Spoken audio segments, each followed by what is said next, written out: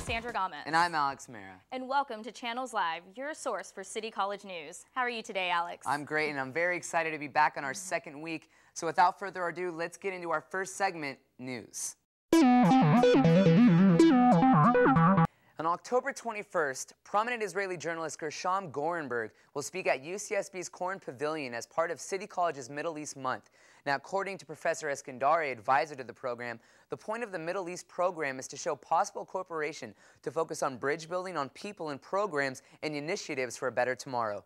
Gorenberg will discuss tensions between Muslims and Jews in his lecture called The Struggle for the Temple Mount. And he will address key points of contention between Israelis and Palestinians. Now, a little background information for you guys. The Temple Mount is in the location of Jerusalem where Islam and Judaism worship converge. Gorenberg has written numerous amount of books about the possibility of peace between these two religions. This is such an important topic, so please make sure to save the date. And now for arts and entertainment.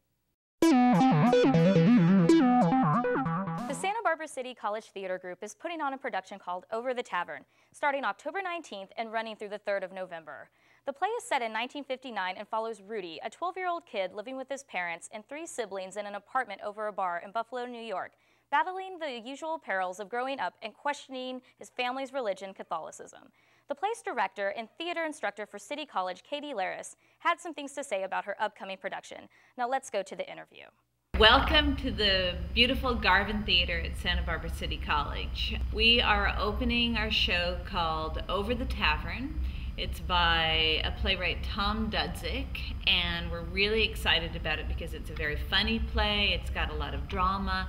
It's a play really about how one person, in this case a 12-year-old boy, basically says no, and how one person standing up to authority can make it better for everybody. He really ends up changing his whole family's life by saying no to his Catholic school nun. And once he says no, everybody else can make changes in their life. It's a very accessible play. I think people will enjoy it because they can relate to it, and it's a lot of fun. Ticket prices are ranging from $19 to $21, and all shows with student, senior, and group discounts are available. Now let's see what Alex has for us in sports. Sports fans, the men's soccer team brushed off Allen Hancock Bulldogs, defeating them on the road 2-0 Friday, October 12th, improving the record to an 8-win, 4-loss, and 1 tie overall, and 5 wins and 1 tie in the Western State Conference, keeping them on their hot streak with 5 straight wins. Now, City College goalkeeper Josh Cottrell has not allowed a goal during the winning streak. That must be some pretty impressive hands he's got. Now, the Lady Vaqueros grabbed an impressive 8-0 victory on the road, also against Allen Hancock College, remaining undefeated and improving the record to 12 wins and 2 ties overall, and 3-0 in the Western Conference play.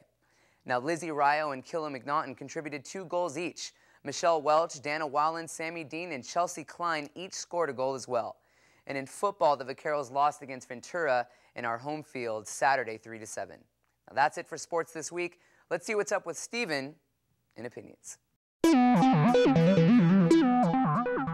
I'm Steven DiFilippo, and this week, if you had an unlimited budget for Halloween, what would you plan? Me llamo es Pedro Shaman. My master plan would involve the entire community getting together and creating a cornucopia of feasts, a plethora of food, if you will, in which we shall all indulge and become quite slothful afterwards. Maybe a little dancing after that, you know, a few drinks here and there, but definitely centered around a community feast with hundreds of people getting together and just having a good time. My name is Jen Azzarello, and I would pop out of a big pumpkin. Laurel Wildish. I would completely recreate San Francisco circa 1967. I'm Steven, and I would use the money to deck out a house, just rent this big house and deck it out with all the coolest stuff. My name is Mary. My name is Georgie. And if we had an unlimited amount of money for Halloween, we'd probably buy out Disneyland for the night. Hi, my name's Alex, and if I had an unlimited budget for Halloween, I'd throw a party. with a zoo, and I'd have Wolf Parade play. My name's Kyle Johnson. I would get probably 2 giant swimming pools. One would just be filled with straight champagne, just champagne.